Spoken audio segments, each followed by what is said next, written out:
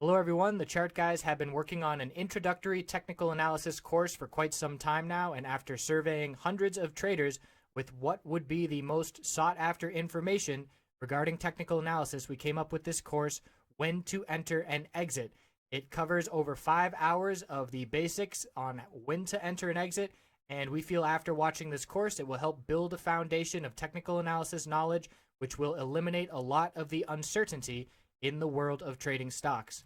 So the course outline, we go over the psychology of trading, establishing a game plan, the different indicators we use to signal a bullish and bearish entry, how to recognize support and resistance levels, poor entries, where traders make mistakes, exit targets, how do you know where to sell your trade, where to place stop losses, that's very important, minimizing losses is what keeps you in the game long term, my personal preparations, how I go about getting ready for each trading day, and then piecing it all together, utilizing all the information we just learned and how to apply that in the real world for making successful, profitable trades.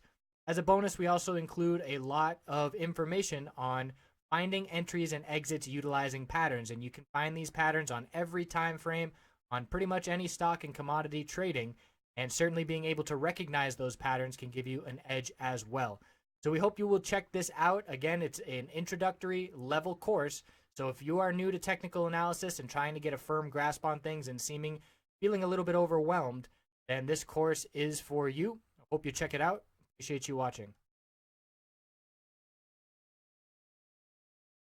Looking at oil starting at the hourly time frame. So the bulls showed up in a big way this morning with 3 increasing bull volume candlesticks and a strong move from down at 52.06 all the way up to 53.16, over $1 of upside, over a 2% move, pretty much right about a 2% move. And then from there, I had these lines drawn before the price was ever in this channel. 52.82 came from the low of this consolidation before the gap fill. Speaking of which, we did fill that gap. The video yesterday, we were looking for a short-term bounce, but looking to fill this gap down to 52.13. So that occurred. We only dropped 7 cents below it before the bulls ripped to the upside. So that gap support here before filling the gap is where I had a line, and then I had a line here at 53.11, which was the original low of consolidation before the double top and then a pullback.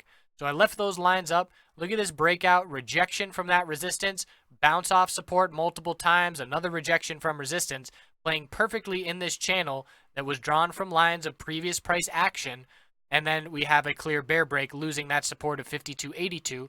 And so now the bulls will look to form a higher low compared to the low that we just saw of 52.06.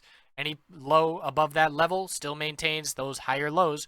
And then the bulls will be looking to get over 53.16, the high of this bounce. So trying to turn things around, looking at the daily time frame, that is a bullish candlestick after consolidation.